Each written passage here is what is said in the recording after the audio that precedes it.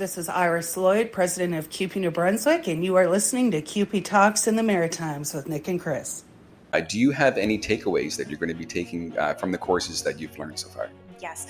So I've done a lot of the single day training courses through CUPE already. And one of the most valuable things is speaking and discussing events and experiences with the other participants. And I would love to see more members get involved with anything, whether it's start out on a small committee.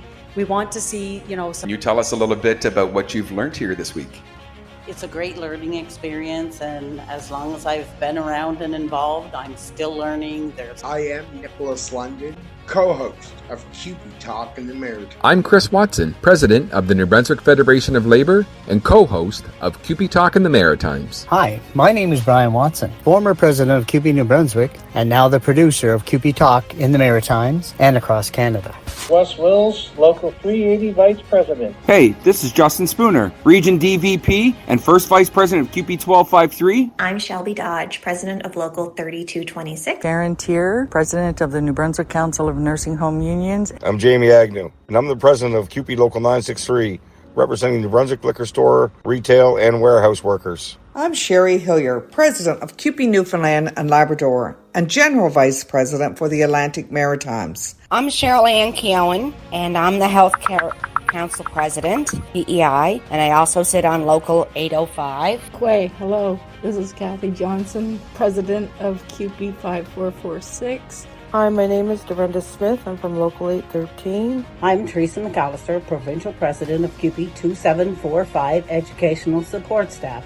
Bonjour, ici Alain Soucy, membre du SCFP, Syndicat Canadien de la Fonction Publique. Hey everyone, this is Candace Rennick, CUPE's National Secretary Treasurer, and you're listening to CUPE Talk in the Maritimes. Hey, this is Mark Hancock, CUPE National President, and you're listening to CUPE Talk in the Maritimes.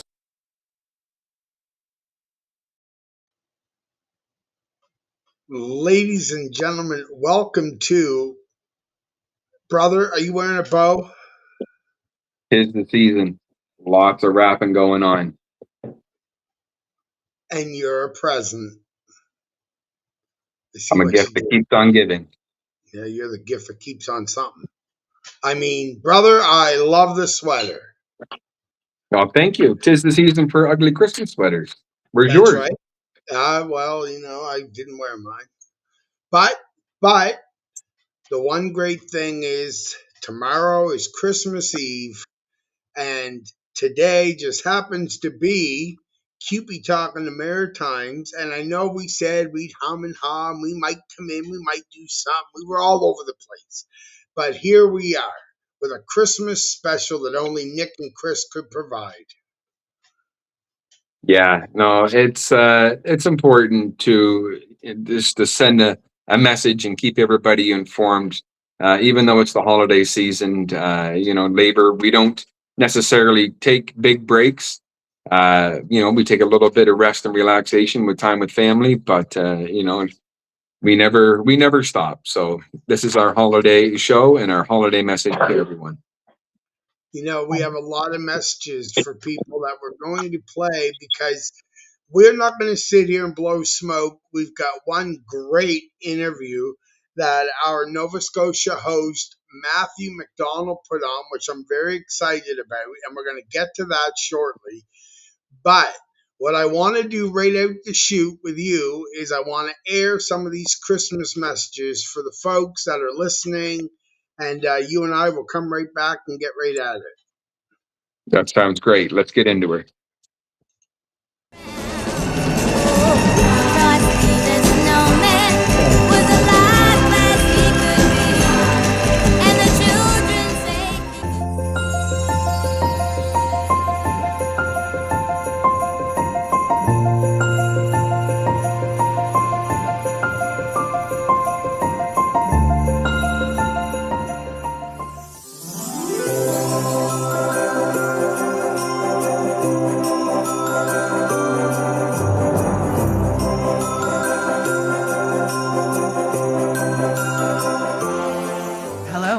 Iris Lloyd, the president of CUPE New Brunswick. This festive season, let's celebrate the working people of the province who are united to provide the public services we all enjoy. Season's greetings from CUPE New Brunswick. Bonjour, ici Iris Lloyd, présidente de CFP New Brunswick. En cette période festive, célébrant l'unité de travailleuses et travailleurs de la province, le CFP New Brunswick vous souhaite de joyeuses fêtes. This festive season, let's celebrate the dedicated frontline workers in this province who provide quality public services that we all rely on. On behalf of CUPE-PEI, thank you for your service and dedication to our island communities. Happy holidays. This is Gina McKay, President of CUPE Manitoba. This holiday season, we would like to thank all frontline workers for providing around-the-clock services that we all rely on. Happy holidays, happy solstice, and all the best of the season from CUPE Manitoba. So, you see, the labor movement, it doesn't stop. It is a 365 days a year grind because it has to be, because fighting is so important when there are government and CEOs, billion-dollar CEOs out there that make our lives hard. But don't think for 1 second that we don't forget about the holidays and the Christmas messages that go out to the public all across this great country. So, Chris, what did you think of the nice little messages from the different CUPEs? Just puts nothing but a smile on face to hear some of that holiday cheer coming in from CUPE all across Canada. And that just shows again the solidarity across our great organization. And just hearing those messages, it's important for members to hear that sort of stuff. We're always sending out messages, asking people to do this and rah, rah, rah, and do all these other things. But, when we can just spread a little bit of holiday cheer and let everybody know that we're thinking on them during this time, I think it goes a long way. So thank you to everyone who took time to send those messages. Yeah, I agree with you 100%. Now, as we all know, you and I have officially announced that in February will be our 1 year anniversary show. We've got some really cool stuff on the horizon. How excited are you about bringing a different look to the CUPE intro that we do every week that we're both so proud of, and now going to have an actual live beginning of one of your favorite songs, Solidarity is Forever. How excited are you? I mean, I sent you the video when the two did it, Jeremy and KC. How excited are you to have that as an added addition to the show?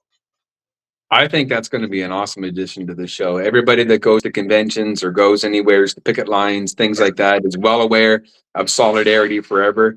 So I think incorporating that, as we go forward and celebrating our 1 year is going to be tremendous.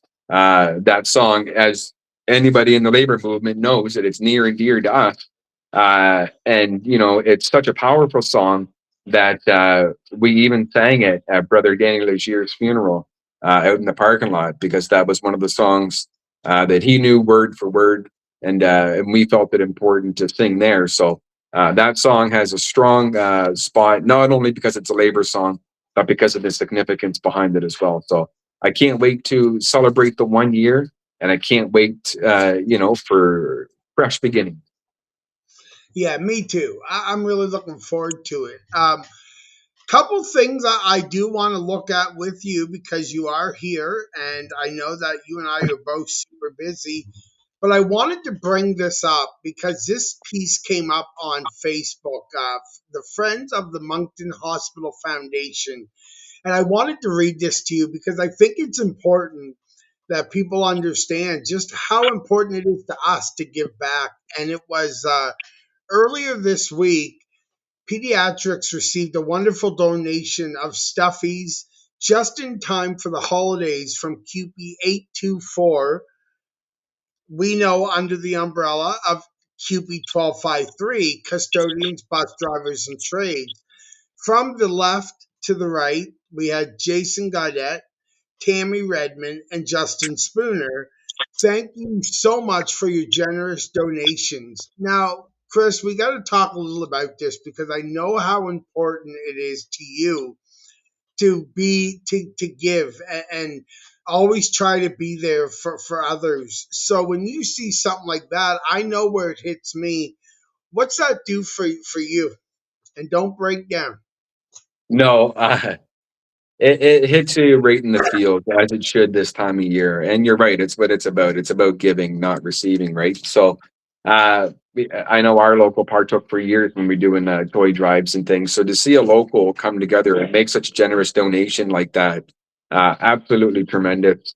Hats off to them. Great job, 824. And I encourage every local, if you have the opportunity to do something like this, do it. Because there are people and our, children in hospitals and everything like that. There's people that go so much without that, if you have the ability just to, you don't ask for PlayStation 5s, just something small, right? Any generous uh, gift can go a long way in making somebody else's Christmas just a little bit more cheery. And that's exactly what 824 was able to do with that. So again, hats off to them, and a big thank you from all of us here at CUPE Talk in the Maritimes.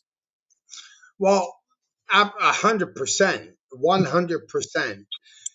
Justin Spooner had actually sent me the headline about it and said, just FYI. And I laughed because I said, Justin, Chris and I are already 3 steps ahead of you. We already saw this and I've already got it saved. Like, I know how important this stuff is, and Chris and I are so on key with it that when it comes across our desk, we grab it. We don't wait. We see it, we grab it because we want the people to know that it's there. And to me, that's what's super important. Now, it is important. Oh, sorry. Go ahead. I'm just excited. Christmas time. My brain's. Hey, you've been rapping all day. I know that you're busy. I know you're excited because jolly old Saint Nick's going to be there. And not you. Not jolly old St. Nicholas as in you. No. But we know who. We do know who. Let's go to a quick break because we do got to pay a couple bills. When we come back, we're going to talk for a couple more minutes, and then we're going to wrap this up because it is Christmas Eve, or tomorrow's Christmas Eve, and I know you've got things to do tonight. I've got things, so we're going to hit the brakes right now. We're going to hit a couple commercials. We'll come right back. This time of year, we're reminded of what truly matters, and at Discount Tire and Automotive, that's you, our valued customers. Thank you for your trust, your loyalty, and for letting us be a part of your journey. We wish you a Merry Christmas, Happy Holidays, and safe driving wherever the season takes you. From Tire Mike and everyone at Discount Tire and Automotive, located at 255 Rossley Avenue in St. John. At Higgins Insurance, we understand that protecting what matters most, your family, your home, your livelihood, is not just a policy, it's a promise. As a trusted provider serving Atlantic Canadians for over 25 years, we're proud to offer personalized coverage tailored to your unique needs, whether it's auto, home, or life insurance. Our team is committed to transparency, reliability, and exceptional service, ensuring peace of mind through every stage of life. Let Higgins Insurance be your partner in protection.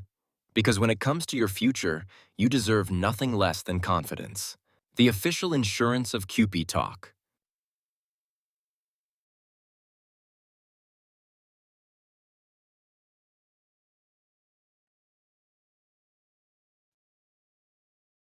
Your mic is muted, my friend. Yeah, I know. I did that purposely to make sure you were paying attention. Good job. You passed the test. Thank you so much. Speaking of tests, February 23rd to the 27th, 2026, the announcement went out. CUPE's Maritime Education week-long school that I had the privilege of being a part of last year, and I could recommend to every local across New Brunswick, especially, get out, get educated. The more you learn, there's never enough. You learn every day, whether you're Chris Watson, whether you're Iris Lloyd, whether you're Nick London, whether you're oh my goodness, my head's all over the place. Whether you're Will Thibodeau, it does not matter. You can be Teresa McAllister, who said herself that you learn every single day. So get out. It's a good opportunity, brother. What do you think? Were you excited when you heard the news? About the week long? Absolutely. having partook as a facilitator in a few week-longs, I know about what goes in for the preparation to do these sorts of courses, and what members take away from them. As you can see in our openers, when we talk to people who have been seasoned activists for a long time, and they still learn to the day when you take the courses. Just because you took the course 5-10 years ago, courses get updated all the time. So go to it, and what you learn from the other participants can be huge. So I encourage everyone to definitely go take a week long, because it's a lot of education in a short time, and your brain will say thank you. I couldn't agree more with you. Little insider for everyone listening: those interviews at the beginning, they were out the week long. I don't even know if you remember that, but that's actually where they I were. They remember. were yeah.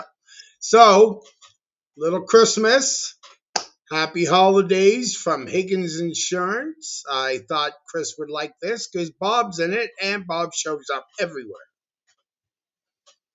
I like that picture. As you know, as we said before about the Volkswagen Jude, it's quite the staple over here in the St. John, New Brunswick area. When Bob puts his Christmas tree on top of it and go parks at different locations, it makes actual Facebook posts for people to come and take their family photos in front of this vehicle. It's amazing. It's amazing that he does that and everything. So again, thank you to Bob, for doing that and bringing the Christmas cheer here to the St. John area. Bob is so wonderful. He really is. And one last one, brother. A greetings message from the Nova Scotia president, Alan Linkletter. A message from him and, of course, his executive board. Beautiful message. I know it's hard to see here. I will see what I can do to try to help our. There we go. I can help our listeners after all. So take a look at that. As I said, everyone has been reaching out, of course, giving their season's greetings, all the love they can, from their families to yours. It's such a magical time of year. We know this. Brother Chris, I know that you're crazy busy, but I do appreciate you jumping on with me here so we could get this done. And, I can't thank you enough, brother. Seriously. Yeah, no, likewise. As I always tell everybody, as busy as I am, you do all the editing and everything like that. So I appreciate all that you do, not only as my friend, but all that you do for our listeners and everything here as well. So again, thank you for taking the time out of your busy life and away from your family to do these sorts of things. It means a lot to me, and it means a lot to the members that listen. Well, you guys all mean a lot to me. And of course, although we are going to take a break, but I do want to leave everyone with this. From Chris and I, from producer Brian Watson, our hosts from New Brunswick, Prince Edward Island, Nova Scotia, Wes Wills, Michaela Gallant, and Matthew MacDonald, we want to wish you all a very happy, a safe holidays, season's greetings. We appreciate you all, and we're going to see you all back here in 2026. Just one more thing before we go. I just want to remind everyone about the solidarity, the community, and standing together for fairness and respect, as we've seen throughout this last year. So again, thank you to all CUPE members. Thank you to all the other organizations and all the activists across the regions for the work that you do every day. We look forward to continuing the fight for workers in the years ahead. So again, happy holidays and best wishes for the new year. Thank you, brother. Looking for more than just a haircut? Step into Carrick's Barbering and Artwork, where style meets creativity and community pride. Mike Carrick isn't just your friendly neighborhood barber. He's also a talented artist who brings portraits to life, offering both fresh cuts and one-of-a-kind drawings for his customers. With walk-ins always welcome, fair prices, and a warm smile that greets everyone at the door, Mike takes great pride in his profession and goes the extra mile to make sure you leave happy. Carrick's Barbering and Artwork is proud to support our community and proud to support you. Stop by today and experience the perfect blend of craftsmanship and care. Located at 27 Waterloo Street, St. John, NB, Carrick's Barbering and Artwork is an official sponsor of CUPE Talk in the Maritimes. Charred Oak Designs creates custom, personalized gift products. With 2 lasers, a CNC, and all the woodworking tools needed to create your perfect gift. From board games, cutting boards for wedding gifts, and everything in between.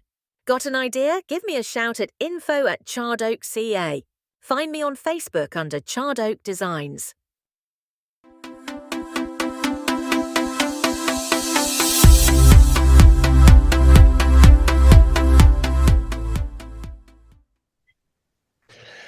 Hello, welcome back to CUPE Talk in the Maritimes. I am your Nova Scotia host, Matthew MacDonald, and my guest today is Lauren McKenzie. Lauren is the president of Local 3912. Welcome, Lauren. Thanks for joining me. Thanks for having me. Great. So let's get started. The first question I had lined up for you was to ask you if you would care to share your CUPE story with us. How did you become an activist? When did you become an activist? And what path did you take to becoming the president of your local? Mm-hmm. Well, I have been a CUPE member on and off for my whole career as a contract academic instructor. I was, as a young TA in the early 2000s, was a CUPE member, but it didn't really have a lot of relevance in my life at that time. Fast forward to December 2021, and as an instructor, university instructor at St. Mary's University, I saw that there was a lot of changes and a lot of issues in my workplace. So, I didn't set out to be a union activist. I didn't see myself that way. But like a lot of folks in my local, I was just trying to survive, being a precarious worker in post-secondary. We have really short contracts, late pay, uncertainty, instability, not knowing what's going to happen beyond the term.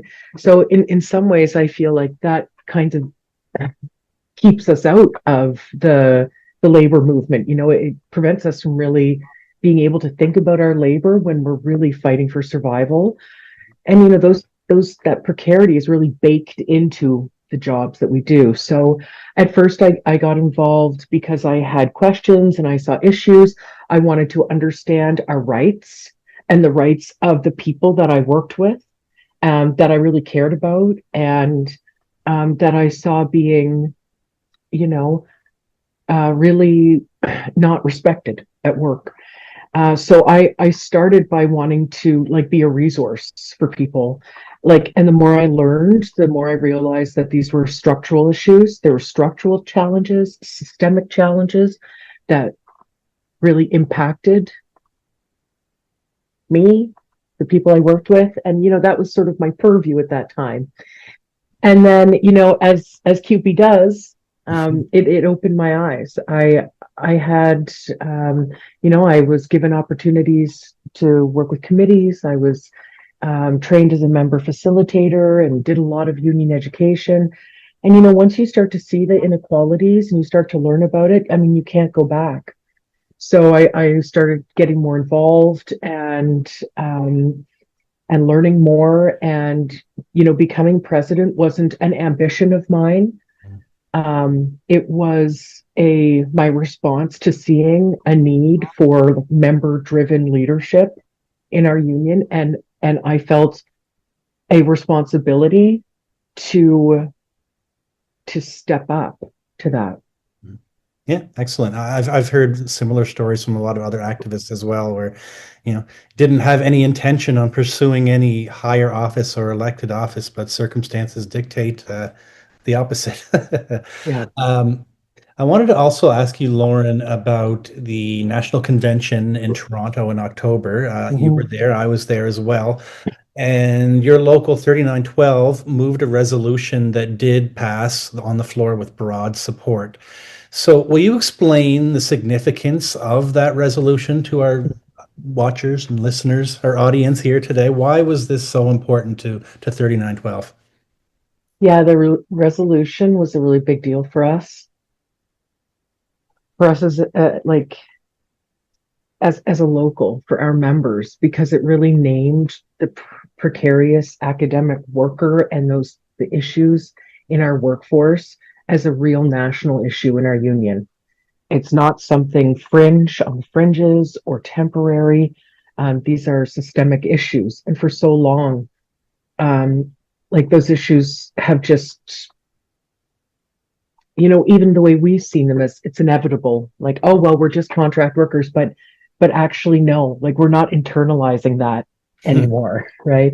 So having the resolution passed with such broad support, it really showed our members that our experiences were important, that our work is understood, that CUPE National, that the delegation at convention understands and sees us and sees what's happening in post-secondary today.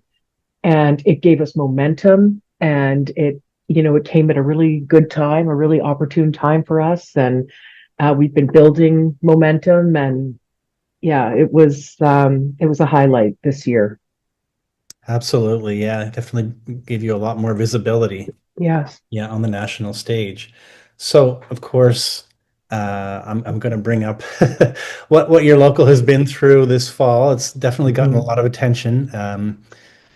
You've endured quite a contentious at times work stoppages at SMU and at Mount St. Vincent.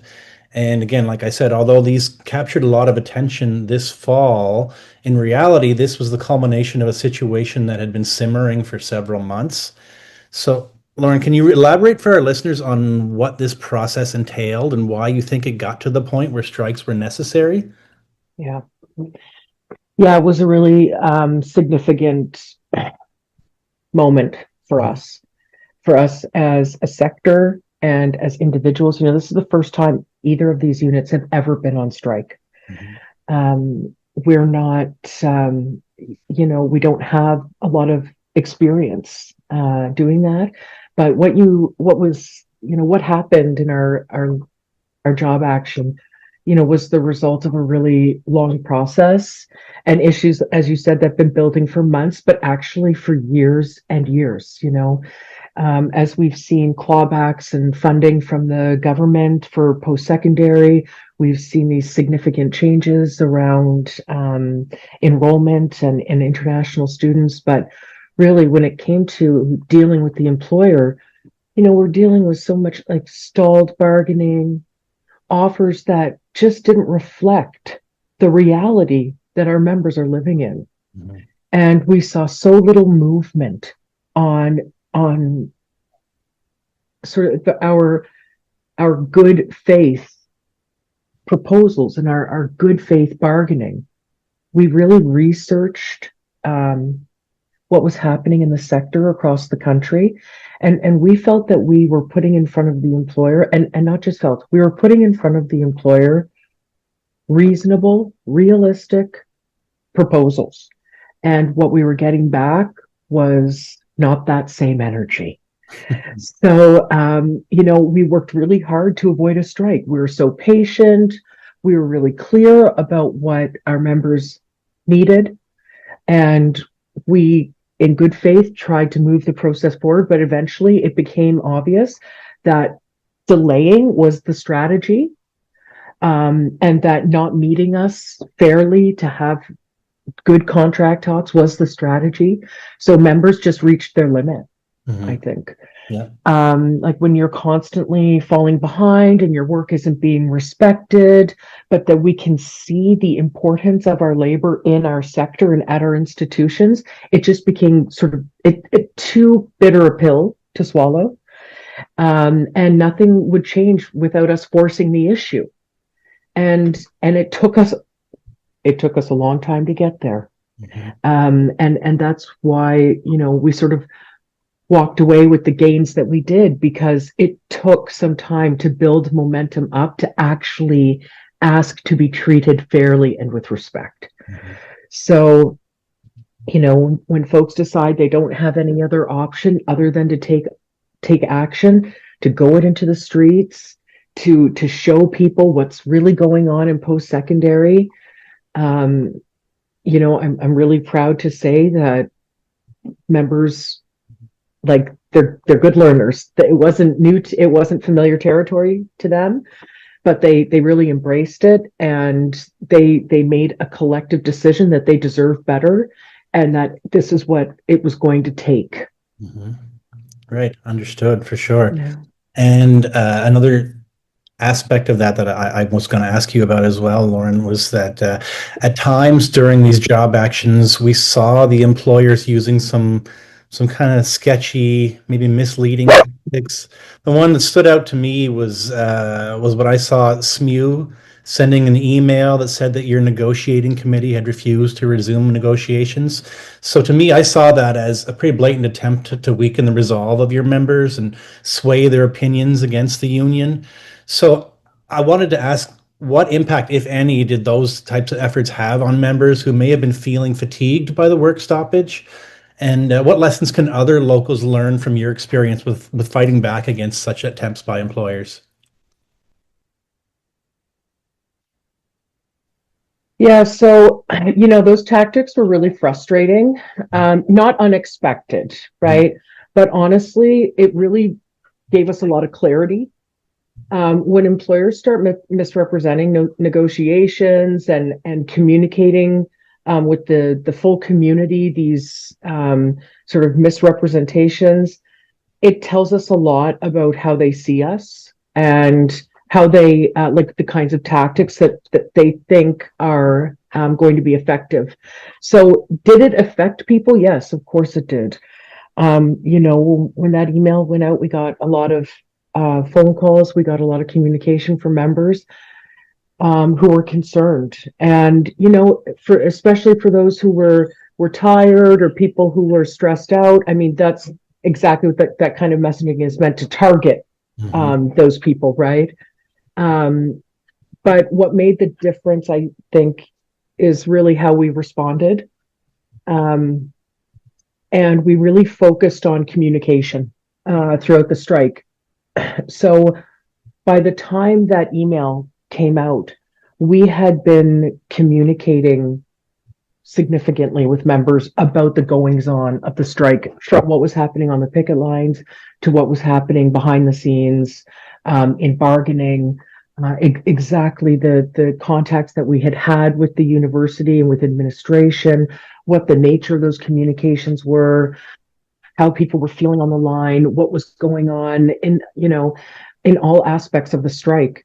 So I think because in part we had laid that foundation, that when we said to members, like, this is a tactic, this is meant to break our strike, this is meant to break our solidarity, like, they believed us. Mm-hmm. And it caused, I'd say, like a sort of short and fast kind of ripple or hiccup.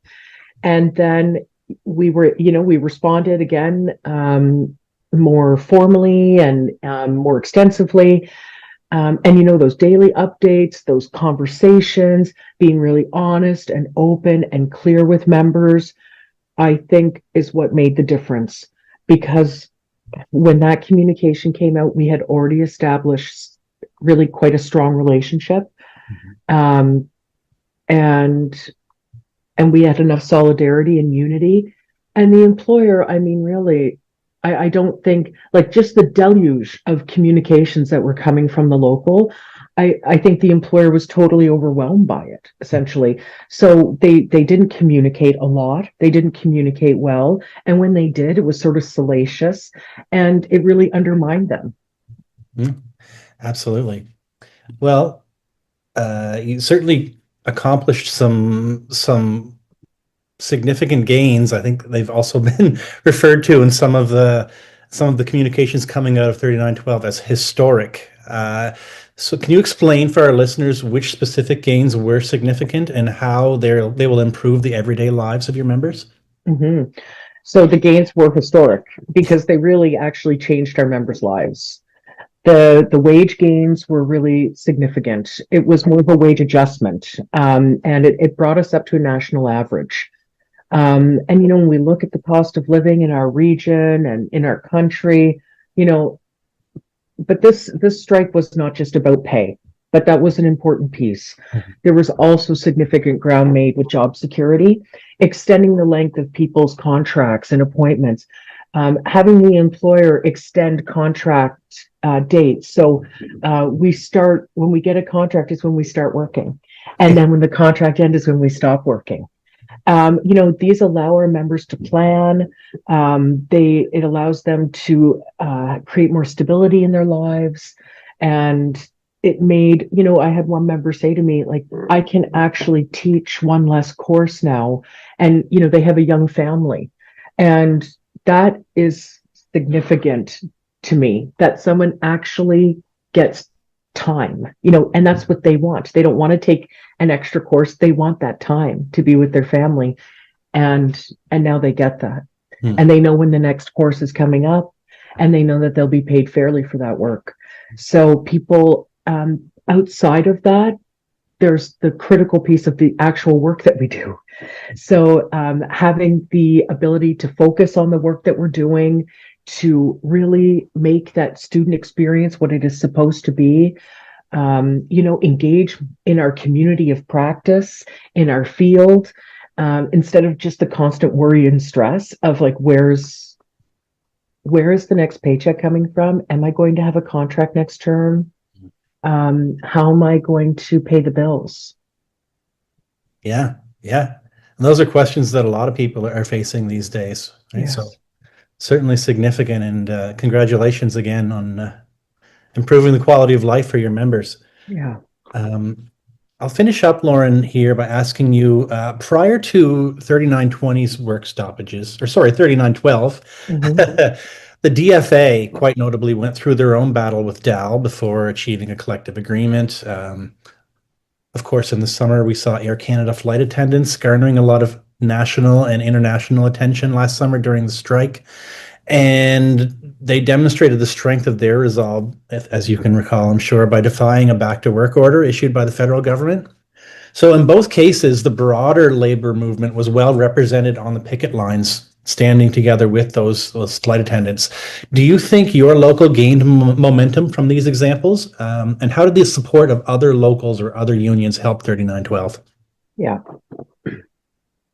Well, like I said, the day that the Air Canada striking workers refused the back to work order, I thought, this is a good day for labor. And I found it to be, for me as an activist and a labor leader, incredibly inspiring to see how those striking workers stood up for themselves, and to see our national president stand up for us. Seeing,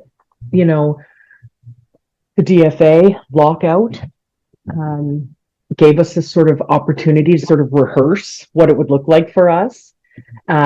So showing up on the picket line for DFA, many of those folks, they had no experience striking. They didn't see themselves necessarily even as workers in the traditional sense. So the DFA strike created such a consciousness and awareness amongst the folks who are post-secondary instructors, whether they're part-time or faculty, to really see how our labor is thought of by the administration. So it really created a consciousness, a labor awareness and worker consciousness that I could not have done without those. So the flight attendant strike and the academic the staff at Dalhousie created lots of momentum and awareness, and really did help us, I think. Excellent. It reminded us that, collective action is kind of where it's at. And really, like, their courage, to see our colleagues in the DFA locked out just a week before classes were going to start. We just thought, this employer is really aggressive and anti-worker, and we have to meet them there. That is the place that they are in. So as far as getting support on the picket line, I don't think I can stress enough what that means to people. And it really surprised a lot of the picketing members of 3912 that, NSGU folks showed up. that Nova Scotia Federation of Labor showed up, Division, our CUPE Nova Scotia pin showed up. And so I think that was the first, for a lot of folks, the first real lesson in solidarity. Like, this isn't about just the Mount or SMU being on strike. This is about workers. This is about supporting each other as workers, whatever sector we're in, to get respect and fair treatment, right? So I think it really brought our members into the labor movement in a way that we, through all our outreach and mobilization, it really was like the nuclear option to get folks involved. And so, we've got a lot of folks now more engaged. Our membership meetings have been better attended. We just passed our budget for 2026, lots of discussion there about mobilization. I realized our employer doesn't bring us meaningfully together. That's what we do. That's what 3912 does. That's what CUPE does. Mm-hmm. So we're going to continue to build on that and get ready for our next cycle. Yeah. Well, good luck with that next cycle. And I think I don't want to take up any more of your time, Lauren. Thanks for taking the time to speak with me, and enjoy your holidays. Thank you. You too. Thanks. Okay, bye.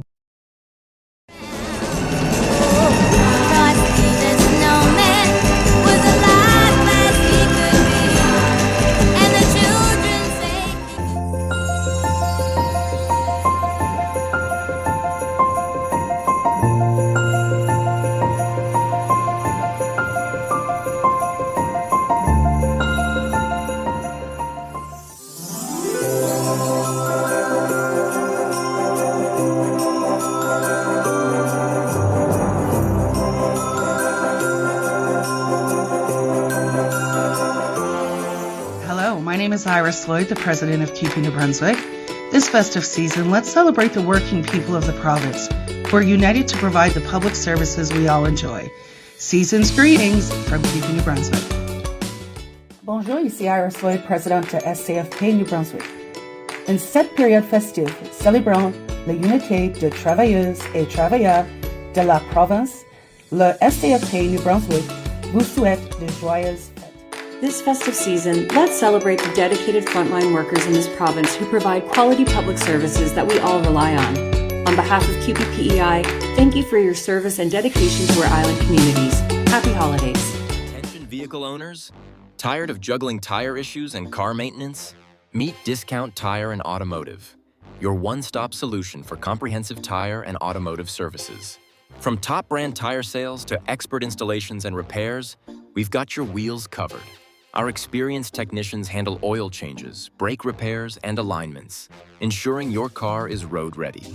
Desire a smoother, safer drive? Discover competitive pricing paired with exceptional customer service. Don't wait. Schedule your appointment with Discount Tire and Automotive today.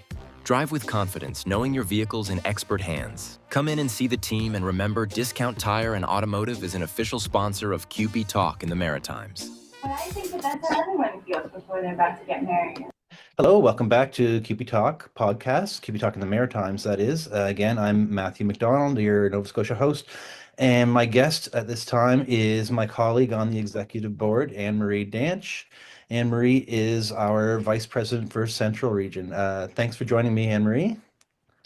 Merry Christmas. Happy holidays. Thank you. Thank you.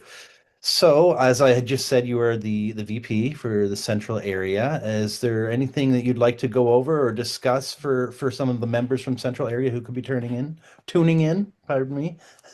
Sure. It's been a busy year for CUPE activities, and looks like it's going to be an active year coming up. Lots of conferences and conventions. Quite a number of Nova Scotians from the Central area especially. We're in Toronto in October, and the next few months we have CUPE Women's Conference here going to be held in Dartmouth. There's going to be a Human Rights Conference and quite a few others. So stay tuned to the CUPE emails, and be sure to put your name in to attend some of those things. It's a great way to meet new people from other locals and see what everyone's up to. That's right. Absolutely. I agree with you there, and to build some more solidarity as well. Absolutely. Yeah, for sure. Any holiday message you'd like to pass along, Anne-Marie?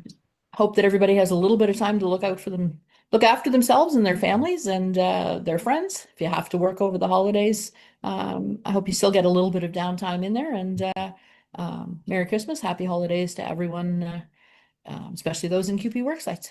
Excellent. Great. Well, thanks for joining me, Anne-Marie, and I'll be talking to you soon. See you soon. Merry Christmas. Merry Christmas.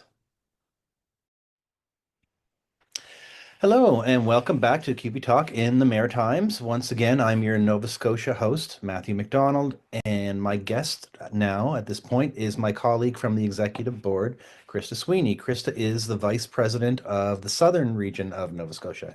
Hi, Christa. Thanks for joining me. Hi, Dad. Thanks for having me. Great. So, Christa, is there anything you'd like to discuss that maybe some of the audience tuning in from the Southern region would be interested in hearing from you? The Southern region is pretty quiet, which is pretty normal for us. Mm-hmm. I would love to get some more input from them and some more take on what they want from us and get some more action going. We can be small, but still be mighty. There is hopefully for long-term care a rally coming up in the new year. So we'd love to get some locals out to that for us. And then we're also going to be busing people to the rally that's being held in Sydney. We'll have more information on that in the new year as well. Yeah, that's a big one coming up in Sydney. That's right. There's going to be folks from all over the province. Like certainly folks from your area of the province will have a longer trip than most. But yeah, let's hope that turns out to be a successful rally. And yeah, we get the results that the folks in long-term care are overdue for that matter. Much overdue, yeah. So we're hoping and bring buses up to help people because it's quite the drive. Absolutely, yeah. Especially that time of year. Yeah. Yeah. That's excellent. Okay. Christa, I don't want to keep you too long. Was there a holiday message you'd like to pass along to folks in your region? Just everybody be safe, have a wonderful holiday, and make sure to take care of yourselves and each other. Yeah, great. All right. Thanks very much, Christa. Take care. Thanks, Matt. I'll see you soon. Bye-bye. Thanks. Bye. Hello, welcome back to CUPE Talks in the Maritimes. I, once again, am your Nova Scotia host, Matthew MacDonald, and I'm joined by my guest, Emily MacNeil. Emily is my colleague on the Executive Board of CUPE Nova Scotia. She's also our recording secretary. Thanks for joining me, Emily. Thanks so much for having me, Matt. Great, anytime. Just prior to starting this recording, you and I had chatted about what we wanted to cover here, and you had mentioned that the situation with LTC was something that you felt quite passionate about. So why don't I give you the floor and let you kind of expand on your thoughts there? Yeah, absolutely. Yeah. So like not only am I the recording secretary of Vision, but first and foremost, I'm a CCA working in long-term care, and I feel like it's pretty poignant to talk about this as much as we can, considering all the long-term care sector is in bargaining right now. We know about the paltry offer that the government has made, especially for our lower paid members in environmental and support services. So I think it's just important that we run with that message that everyone deserves a lot more than the $2 over 4 years that the government is offering. They just want to keep long-term care workers in poverty wages, it seems. Yeah, that's right. I guess Tim Houston is more interested in being the Grinch at this time of year than being Santa Claus. But you're right, that was quite a paltry offer. So yeah, the division, of course, as you know, stands behind our long-term care workers, and they'll hopefully all this hard work will pay off with a contract that respects the work that they do. Oh, absolutely, absolutely. I mean, all the other maritime or Atlantic provinces have been able to do the flat $5 raises. I mean, especially the victories in PEI and New Brunswick. So there's absolutely no excuse why Nova Scotia can't offer the same thing. Absolutely, yeah, absolutely. I couldn't agree more. Okay, Emily. So I understand you, before we get to the holiday greeting part of this recording, I understand you have someone else who would like to join in on the call. Yeah, my son, I'm just we'll pause for a second and I'll just go get him to help bring some holiday greetings. Sure, I'll pause just one moment. Okay, welcome back, Emily. And as promised, you have a guest here with you. So go ahead with your holiday greeting. Yes, this is Thomas, my oldest. So on behalf of CUPE Nova Scotia, we just wanted to say Merry Christmas and Happy Holidays. Great. Merry Christmas and happy holidays to both of you as well. Thank you. Thanks, Emily. Bye. Bye. Welcome back to CUPE Talk. Oh, sorry.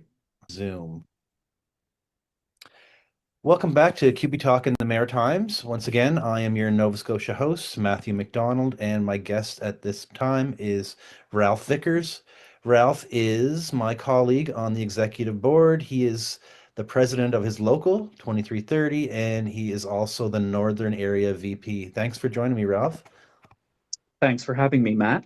Great. As Matt said, I am the Northern Area VP and the president for the CUPE 2330, a large composite local composed of 8 employers, 5 from long-term care and 3 from DOSD. For those who don't know, DOSD, the Department of Opportunities and Social Development, is what the community service sector used to be called in Nova Scotia. So things have been very busy this past year, especially when it comes to bargaining. And if some of you may be aware that the long-term care sector, CUPE has 52 long-term care homes that we represent in Nova Scotia, and we are currently at the bargaining table. So do you want me to talk about what the campaign looks like, Matt?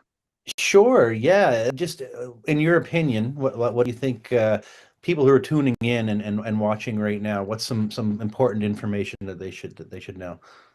The important thing when it comes to long-term care has to do with wages within the sector. CUPE's research has shown that the long-term care sector within Atlantic Canada, though, that in every classification that they were easily the lowest paid. And when I say easily the lowest paid, I mean not just by a little bit, that they were the lowest paid.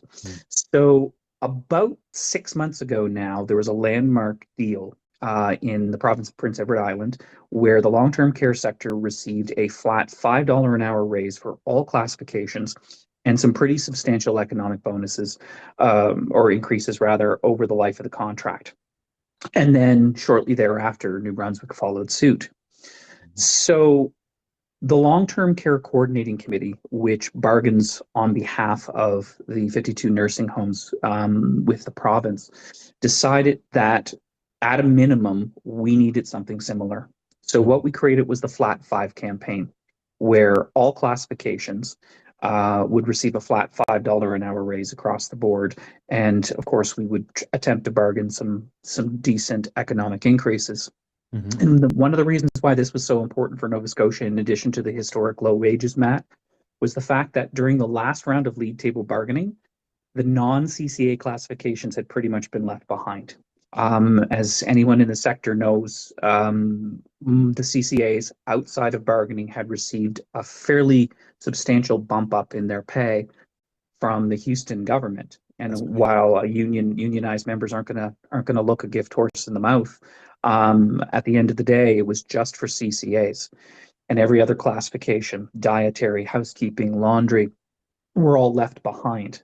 And so there needs to be some economic justice. There needs to be something that makes people want to stay in those classifications in the sector, because they're desperately needed. There's not a single classification in long-term care, Matt, that isn't understaffed. And the way to do that is to pay them. Yeah, absolutely. Seems simple to me and you. So, well, to you and I as union guys, as activists, we have failed so far at the bargaining table, which is disappointing. Government has not come with anything substantial, and they seem to have been, thus far, unwilling to really talk decent wages. We're entering conciliation at the end of January with them, and hopefully, fingers crossed, we will come out with a decent offer that we can bring back to the members. Well, here's hoping. Yeah. Here's hoping. So January could be bringing some good things. January could be bringing some good things. We had hoped that we would have them by this month, and that there would be something, a decent wage package under the union tree for all working in within the sector, but that hasn't come to pass. So hopefully, like the Grinch, our premier's heart will grow 3 sizes, and he will direct his legal representation to begin to bargain fairly. Well, I'm not holding my breath, but yeah, let's hope. No, let's hope. So that's great. That's the big thing that's been on my radar so far. And hopefully the new year will bring good news on the bargaining front. For those, not to leave anybody out, but the other sector that both the committee and that my local is composed of, the DOSD, their collective agreements expire for the most part for most employers, the 22 that are represented by CUPE in Nova Scotia, in March. And there's going to be potentially some pretty significant change in that sector. And that might be something that we could talk about in another talk about the remedy and what's going to happen for DOSD. Oh, absolutely. And I would love to bring you back for another talk where we could go into a bit more detail on that, Ralph. Fantastic. So that'll happen in the new year as well. Any holiday message for the folks in the northern area? So to everyone in the north and to everyone listening, happy holidays and solidarity. Solidarity. Thanks, Ralph. Thanks, Matt. Talk to you soon. Bye-bye. Bye-bye.